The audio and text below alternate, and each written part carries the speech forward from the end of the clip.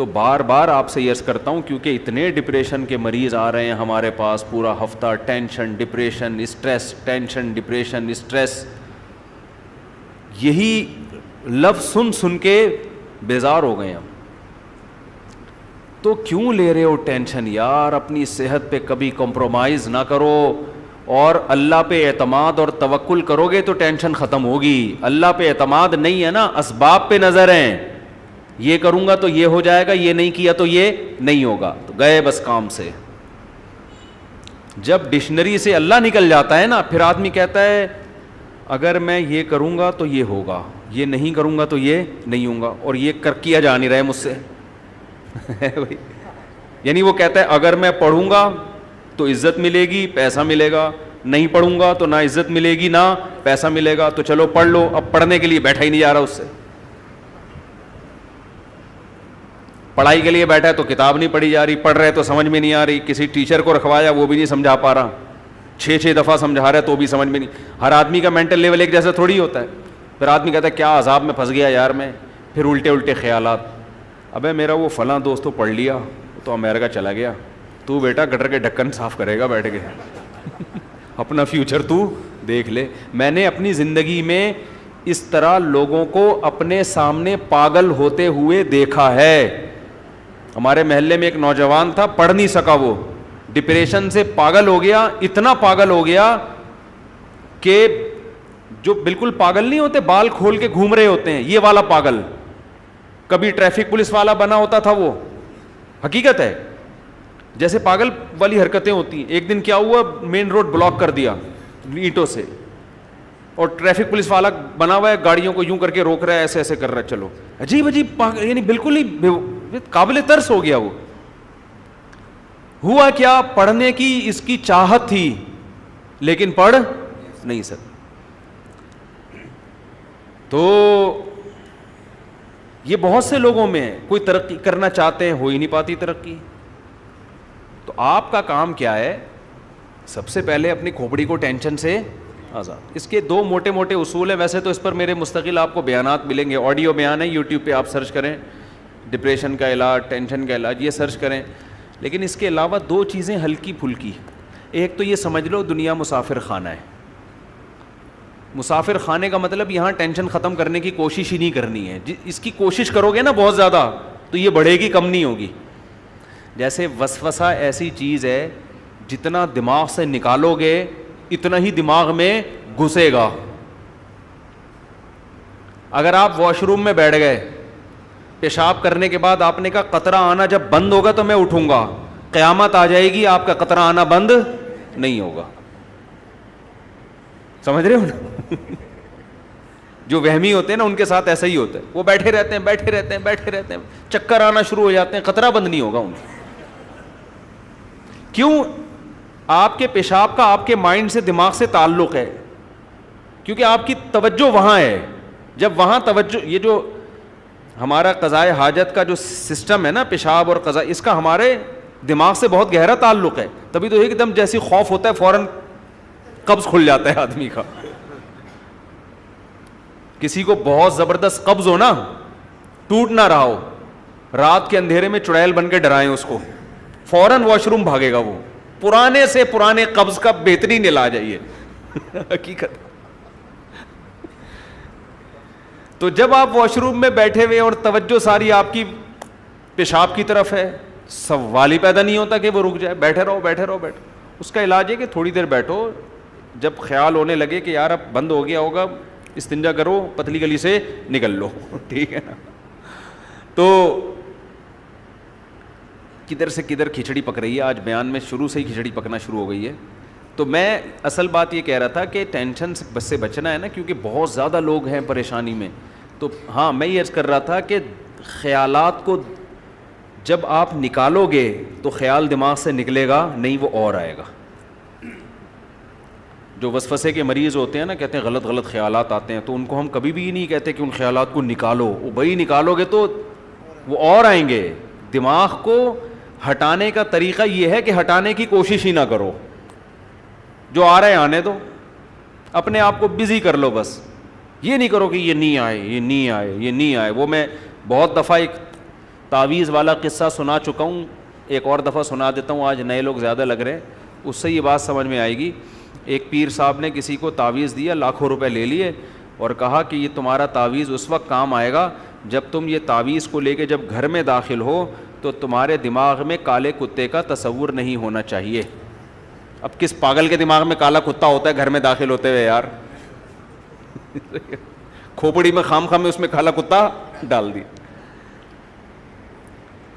اب اس نے کہا لاکھوں روپے کا تعویذ نہ برباد ہو جائے تو کالا کتا دماغ سے نکالو, ورنہ لاکھوں روپے کا تعویذ کیا ہو جائے گا؟ برباد. اب یہ تعویذ گھر میں لے کے گھر کو چلا ہے اور کہہ رہا ہے یار کالا کتا دماغ میں نا, یار یہ دماغ میں تو کالا کتا آ رہا ہے, اس کو نکالو کالے کتے کو, نکالو نکالو نکالو, نہیں نکلا. یہاں تک کہ گھر کے قریب پہنچ گیا, اب تو اور آ رہا ہے, ابے نکل دماغ سے, نہیں نکل رہا. کتوں کی پوری فوج گھس گئی اس کے دماغ میں نا, اور آ بھی کالے ہی رہے ہیں. پھر ریورس گیئر لگا کے دروازے سے پیچھے آتا, پھر گھستا, بالآخر نہیں نکلنا تھا اس نے. سوال ہی پیدا نہیں ہوتا, کوئی میڈیسن کوئی وظیفہ ایسا نہیں ہے جو کتا دماغ سے نکال دے, اور گھر میں گھس گیا. تعویذ نے تو ویسے بھی اثر نہیں کرنا تھا, وہ پیر صاحب کو پیسے کمانے کا موقع مل گیا. تو یاد رکھو بالکل دنیا کی مثال ایسی ہے, جو دنیا میں سکون کا متلاشی ہوتا ہے نا, کہ بس مجھے سکون چاہیے, مجھے سکون چاہیے, میری سٹریس ختم ہو جائے, میری ٹینشن ختم ہو جائے, اس کی ٹینشن کبھی ختم نہیں ہوتی. اس کو اگنور کر دو. اللہ نے میرے ذمے جو کام لگایا ہے میں اس میں لگ جاؤں گا, بس ختم. ٹینشن ہوتی ہے نہیں ہوتی ہے میرا ہیڈ ایک نہیں ہے. وہ پریشانی میں خوش ہے تو میں پریشان خوش ہوں. اس کا سب سے پہلا علاج یہ ہو کہ پریشانی ختم ہو جائے گی آپ کی. اس کا سب سے پہلا فائدہ یہ ہو. سمجھتے ہو کہ نہیں سمجھتے؟ یعنی ٹینشن ختم کرنے کی ٹینشن بھی چھوڑ دو. ہم اس کے مکلف ہیں جو ہمارے بس میں ہیں. اس کی مثال, ہمیں شریعت نے صحت کے اسباب کا حکم دیا کہ آپ ایسی چیزیں نہ کھاؤ جس سے صحت خراب ہوتی ہے. آپ لائف اسٹائل ایسا رکھو جس سے صحت بنتی ہے. اسباب اختیار کرو, نتیجہ کس کے ہاتھ میں ہے؟ اللہ کے. بہت سے لوگ بہت کچھ کر کے بھی کینسر مر جاتے ہیں, اور بہت سے بد پرہیزی کر کے بھی 100 سال زندہ رہتے ہیں. تو ہم مکلف ہیں اس کام کے جو ہمارے ذمے قدرت نے لگایا ہے. اگر ایک آدمی صحت کی فکر کرتا ہے اتنی جتنی شریعت نے کہا ہے, یہ احتیاط کرو. ہمارے نبی کی جو غذائیں تھیں, سادہ غذائیں تھیں, محنت تھی, وقت پہ سونا, وقت پہ اٹھنا, یہ ساری چیزیں مینج کر کے ایک آدمی چل رہا ہے, لیکن اس کی یہ ساری محنت برباد ہو جائے گی اگر وہ اس کے رزلٹ کو اپنے اوپر مسلط کر لے. سمجھ رہے ہیں نا؟ اگر وہ یہ ٹینشن لینا شروع کر دینا کہ اس کا رزلٹ نکل رہا ہے, صحت میری بننی ہے لازمی, تو یہی چیز اس کی صحت کے خراب کرنے کا, کیونکہ صحت کے لیے سب سے پہلے ضروری ہے بے فکری ہو, ٹینشن نہ ہو. اسٹریس اور ٹینشن سے تو آدمی کا بیڑا غرق ہو جاتا.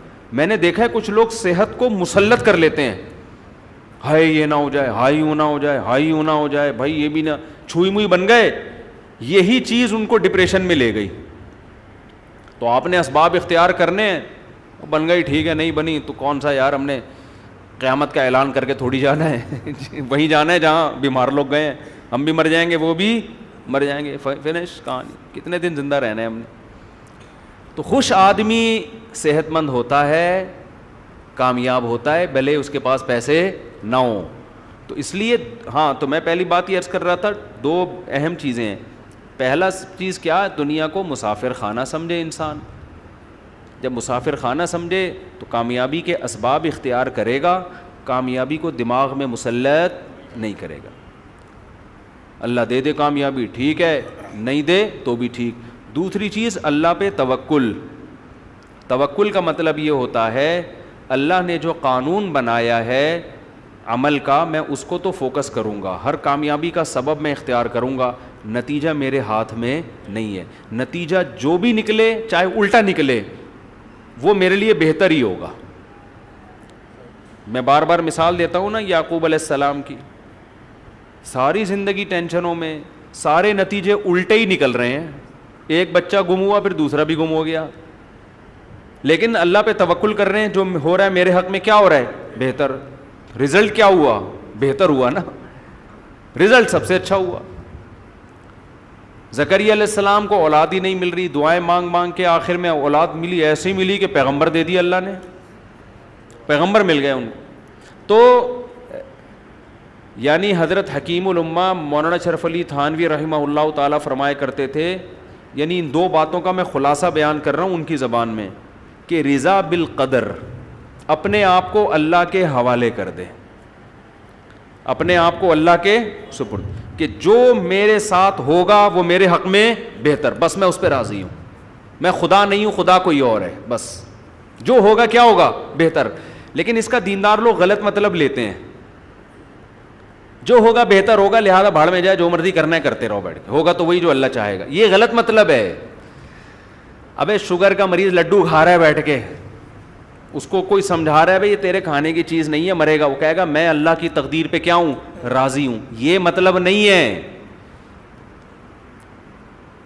آپ نے حماقتوں کے سارے کام کر لیے, آپ کمانے کی کوشش نہیں کرتے, جب بیوی بچے صلواتیں سناتے ہیں ڈپریشن میں جاتے ہیں, اور پھر جب ڈپریشن اسٹریس ہوتی ہے تو آپ کہتے ہیں مفتی صاحب نے کہا ہے کہ اسلام یہ کہتا ہے کہ کسی چیز کی ٹینشن نہ لو, لہذا میں اس کی ٹینشن نہیں لے رہا.